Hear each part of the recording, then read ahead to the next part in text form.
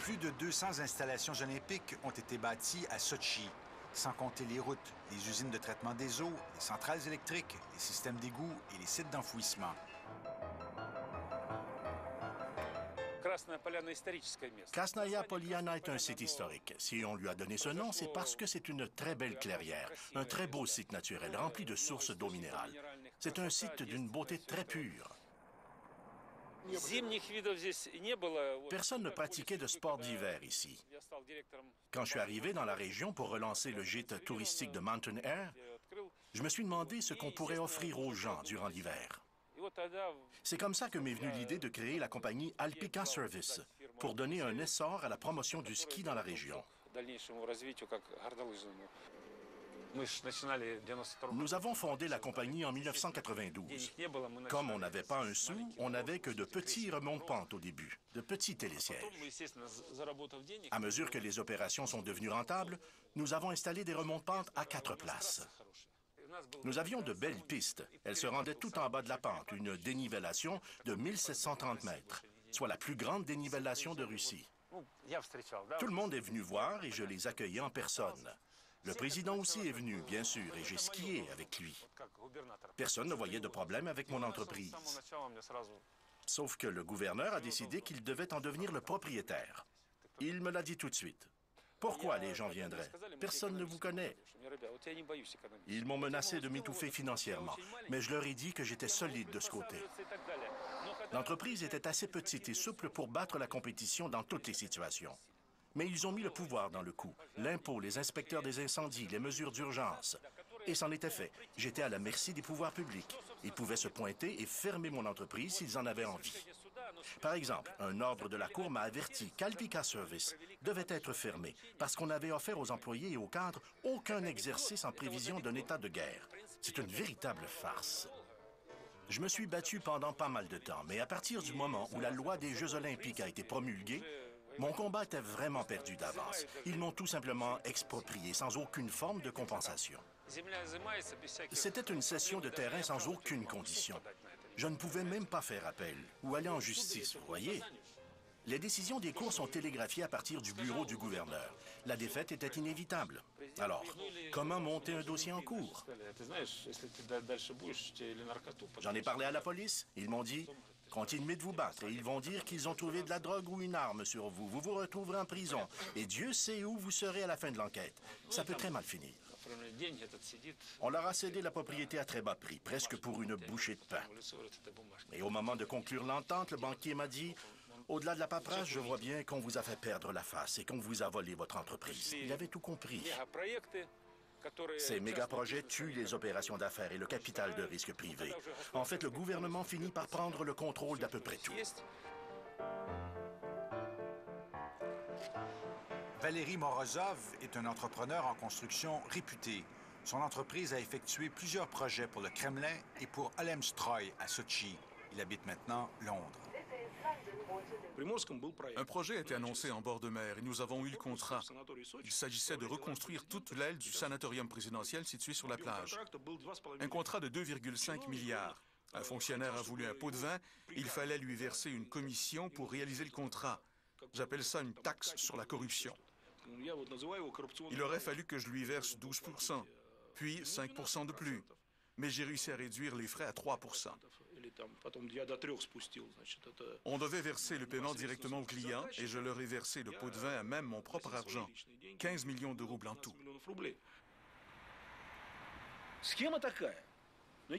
Voici comment ça se passait. On apportait l'argent au bureau des affaires de la présidence, je me présentais au 5e étage, on me laissait passer la sécurité sans me fouiller, puis je laissais l'argent au bureau. Quand les Olympiques sont arrivés, tout à coup, tous les chantiers qu'on m'offrait étaient reliés aux Olympiques. Et les prix grimpaient soudain de 100% à 200%. J'ai eu l'impression qu'on m'impliquait dans la plupart des projets qui venaient de l'administration présidentielle. Et je travaillais sur 3 et même 4 projets. Et on parle de projets dans les milliards. Ça me désarçonnait, mais je devais aller de l'avant. J'ai assez souvent rencontré Morozov. C'était extrêmement tentant de s'impliquer dans l'aventure de Sotchi, parce que les profits étaient énormes, faramineux. Mais pour nous laisser faire affaire avec eux, ces gens exigent qu'on devienne des bandits, tout comme eux. Sinon, ils nous volent. Vous pouvez soit être leur complice, soit être leur victime. C'est à vous de choisir. Le vent a bien vite tourné pour moi. Et en fait, la même chose a commencé à se produire partout en Russie. Les fonctionnaires se sont mis à se croire les patrons des compagnies qui recevaient les contrats. Si un fonctionnaire voulait un pot de vin de 12 %, il forçait la compagnie à le lui verser. Et s'il voulait avoir 15 %, il l'avait. Et 30 %, oui, 30, 40. Alors j'ai compris que la compagnie allait être saisie et que tout allait disparaître et qu'il ne me laisserait qu'une petite partie des profits. Que pouvait faire le très honnête Morozov? C'est pour ça qu'il se cache à Londres. Personne ne l'aidera ici. S'il revient et il dit « Je suis coupable d'avoir versé les pots de vin à 15 %, mais je peux trahir ceux qui demandaient 40 %.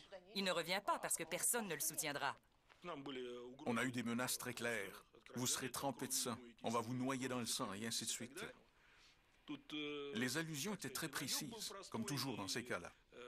En général, en Russie, on accorde très peu de valeur à la vie humaine.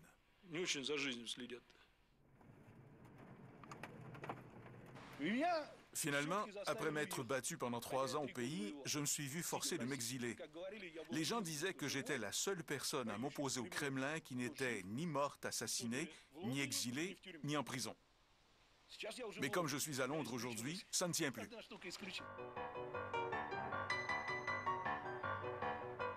L'entreprise d'État Olemstroy a comme mandat de préparer et d'organiser les Jeux olympiques à Sotchi. Elle doit aussi gérer la construction des multiples installations olympiques, ainsi que d'une foule d'infrastructures. Les contribuables paient 96 % des frais du projet olympique. Olemstroy est un véritable monstre créé spécifiquement pour un seul et unique but. Voici une comparaison, vous allez tout de suite comprendre. Londres a tenu les Olympiques d'été en 2012. Et ils étaient bien plus gros que les Jeux d'hiver. Il n'y avait qu'un seul organisme pour tout gérer, avec tout juste 32 employés. Ils avaient créé un programme informatique qui leur indiquait tout ce qu'il restait à faire, du premier jour jusqu'au tout dernier. Les dépenses aussi étaient contrôlées à Londres. Mais Olemstroy a 40 départements distincts.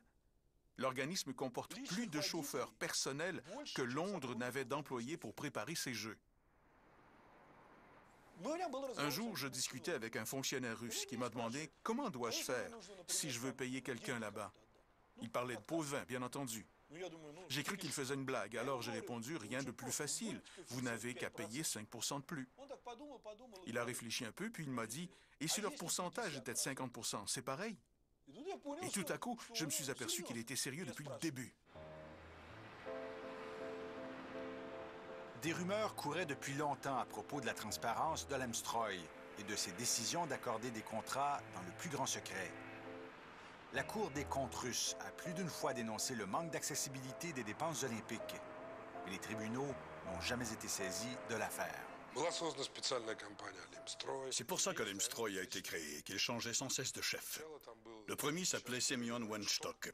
Il avait auparavant dirigé Transneft et ses opérations notoires de blanchiment d'argent lors de la construction d'un oléoduc. La justice a eu vent du scandale et Weinstock a pris la poudre d'escampette avant d'être condamné à vie. Le dirigeant suivant de Olemstroy avait déjà été maire de Sotchi, donc sa nomination paraissait normale. On retrouve partout sur le sol de Sotchi des cubes qui portent son nom, car ils sont fabriqués par une usine qui lui appartient, ainsi qu'à sa femme. Il y en a partout dans la ville de Sotchi. Et ces pavés coûtent 3 fois plus cher que les pavés réguliers fabriqués à Moscou. Ce nouveau chef s'est mis à faire ses magouilles dès le départ, c'est sûr. Encore une fois, rien de construit, mais beaucoup d'argent perdu.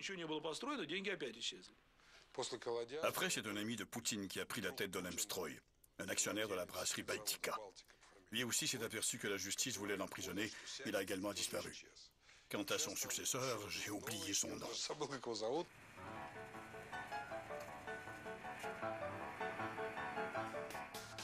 Après la pause, des routes qui coûtent très cher. La route qui relie Adler et Krasnaya Poliana a coûté plus de 8 milliards de dollars et elle mesure à peine 45 km.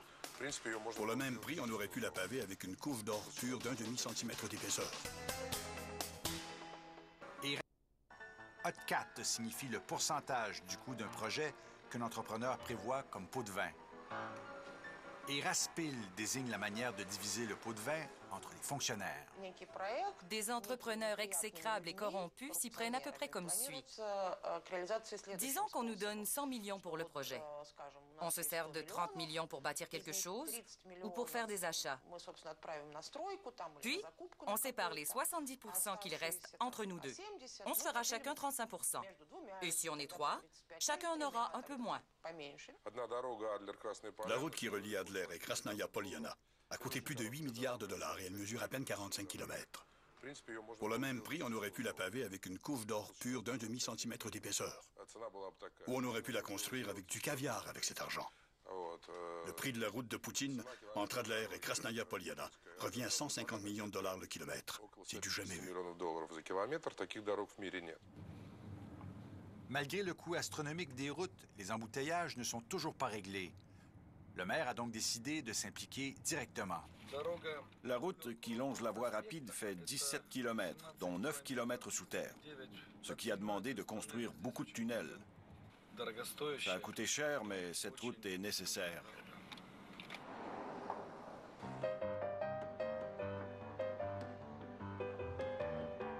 Rosa Kotar, c'est la station de ski de Vladimir Potanin. Avant la candidature de Sochi, il s'attendait à pouvoir investir près de 250 millions de dollars dans sa station. Mais jusqu'ici, il a investi plus de 2 milliards, dont 1,6 proviennent d'un prêt d'une banque du gouvernement. Potanin n'est pas le seul homme d'affaires russe à qui on a demandé de financer de sa poche l'aventure olympique.